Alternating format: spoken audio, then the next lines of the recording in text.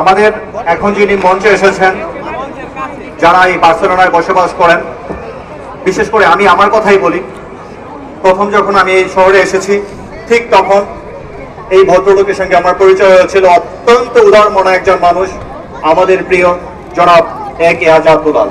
মঞ্চে আসার জন্য ওনাকে এই সংগঠনের পক্ষ থেকে তথা বার্সেলোনাবাসীর পক্ষ থেকে আন্তরিক অভিনন্দন। সুপ্রিয় দর্শক মণ্ডলী, ইতিমধ্যে আমাদের এই সংগঠনটির সভাপতি জনাব জহিরুল ইসলাম লাকি ও সাধারণ সম্পাদক জনাব ইকবাল হোসেন বার্সেলোনা থেকে জননিকা টেনে যুক্তরাজ্যে স্থায়ীভাবে বসবাস শুরু করতে যাচ্ছে। বিধায় আকস্মিকভাবে এই সংগঠনের কমিটির পরিবর্তন করতে হয়েছে। তাই আমরা একটি আহ্বায়ক কমিটি গঠন করেছি। নবগঠিত কমিটির লক্ষ্য হচ্ছে বর্তমান কর্মকাণ্ডকে পরিচালনা করে পরবর্তীতে একটি অত্যন্ত গ্রহণযোগ্য, কর্মক্ষম ও পূর্ণাঙ্গ একটি কমিটি গঠন করা। সম্মানিত সদস্যবৃন্দ, আপনাদের মাঝে আমি এখন বর্তমান আহ্বায়ক কমিটিকে আপনাদের মাঝে পরিচয় করে দিচ্ছি এবং তৎসঙ্গে আহ্বায়ক কমিটির সকলকে পর্যায়ক্রমে মঞ্চে আসার জন্য আহ্বান জানাচ্ছি। আমি বারবার একটি কথা বলতে চাই, আপনাদের সবার জন্য বলতে চাই, এই কমিটিতে যারা আছেন অনেকেই মঞ্চে উপবিষ্ট, আমাদের পরম শ্রদ্ধাভাজন ব্যক্তিবর্গ, উপদেষ্টা মণ্ডলী। মঞ্চে যারা আছেন, যারা নাই তাদের মধ্য থেকে আপনারা সবাই মঞ্চে আসবেন, এজন্য এই সংগঠনের পক্ষ থেকে আন্তরিক আহ্বান জানাচ্ছি।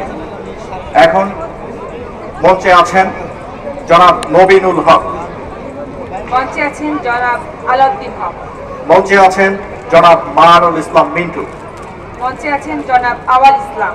আমি মঞ্চে আহ্বান জানাচ্ছি জনাব আবুল কাশেম।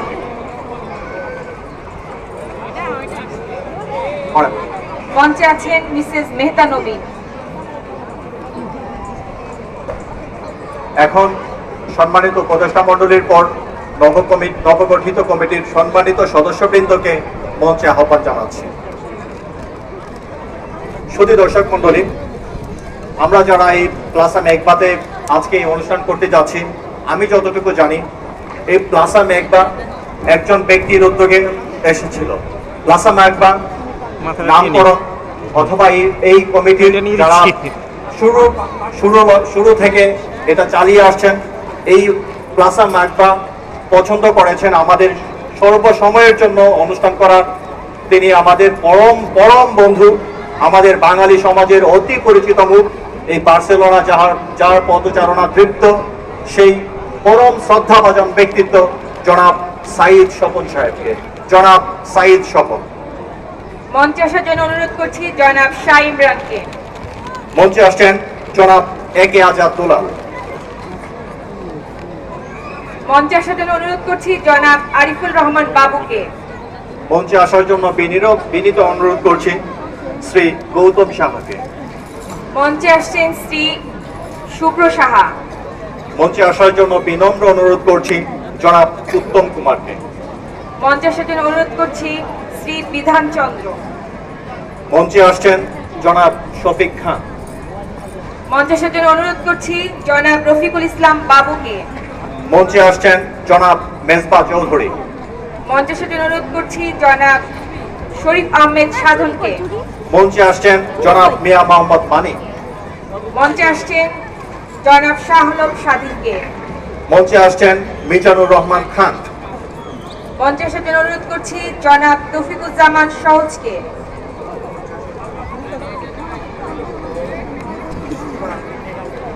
মঞ্চে আসার জন্য বিনীত অনুরোধ করছি জনাব লুৎফর আহমেদকে। মঞ্চে আসার জন্য অনুরোধ করছি হারুনা রশিদ লেরিদা।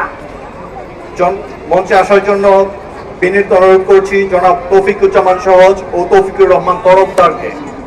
মঞ্চে আসার জন্য অনুরোধ করছি নেসার আহমেদ লাফরাঙ্কা। মঞ্চে আসছেন জনাব মনিরুল ইসলাম মনির। মঞ্চে আসার জন্য অনুরোধ করছি অপু আলবের্তোকে। মঞ্চে আসছেন জনাব কামরুল ইসলাম। মঞ্চে আসার জন্য অনুরোধ করছি জনাব মামুনুর রশিদ রিপনকে। মঞ্চে আসছেন আমার পরম শ্রদ্ধাভাজন ব্যক্তিত্ব আলহাজ মোহাম্মদ সাইফুজ্জামান কিরণ।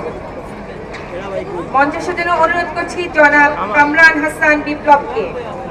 সুধীমণ্ডলী, এবার মঞ্চে আসার জন্য আহ্বান করছি যথাক্রমে জনাব আশরাফ হোসেন ও সাইদ আব্দুল্লাহ পিন্টুকে।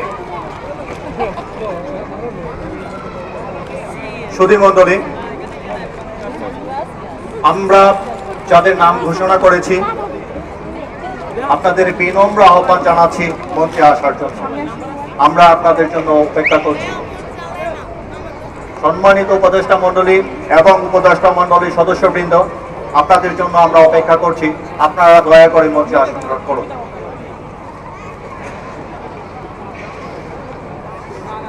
আমরা যাদের দেখতে পাচ্ছি, সুধী মণ্ডলী, আমরা যারা দেখতে পাচ্ছি ওনারা আমার ভাষায় আমি দ্বিধাবিভক্ত কণ্ঠে বলতে পারি, এই মানুষগুলো এক একটা প্রদীপ। আমি এই অর্থে প্রদীপ বলি, এই মানুষগুলোর আলোকে আমরা আলোকিত, এই মানুষগুলোর প্রজ্বলনে আমরা প্রজ্বলিত। যারা এই সংগঠন দাঁড় করিয়েছেন, এই সংগঠন দাঁড় করানোর ফলে আমরা বাঙালি সমাজ আজ একত্রিত হতে পেরেছি। আমি অত্যন্ত অত্যন্ত আনন্দের সাথে ঘোষণা করতে চাই, হে বরেণ্য বীরগণ, আপনারা আলো আমাদের মাঝে, এই বাঙালি সমাজের মাঝে, বার্সেলোনায় যারা আমরা বসবাস করি, আমাদের মাঝে আপনারা অবশ্যই অবশ্যই যুগ যুগ ধরে বিচরণ করবেন। আমরা